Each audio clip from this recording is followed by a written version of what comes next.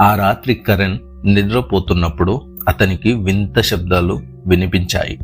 మరో ముఠాతో ఎవరో మరాఠీలో ఇంధుం నిగుంఛా, ఇక్కడి నుండి వెళ్ళిపో అని తెలుగులో అర్థం అని హెచ్చరిస్తున్నట్లు అనిపించింది. మరుసటి రోజు ఉదయం చూసేసరికి చెట్లు నరికిన 15 మంది పని వాళ్ళ ఒంటిపై ఎవరో బలంగా గోళ్లతో గీరినట్లు, కర్రతో కొట్టినట్లు గాయాలయ్యాయి. భయంతో వాళ్ళందరూ హాస్పిటల్లో చేరారు. కరణ్ పంతానికి పోయి తానే గొడ్డలు పట్టుకొని అడవిలోకి వెళ్ళాడు.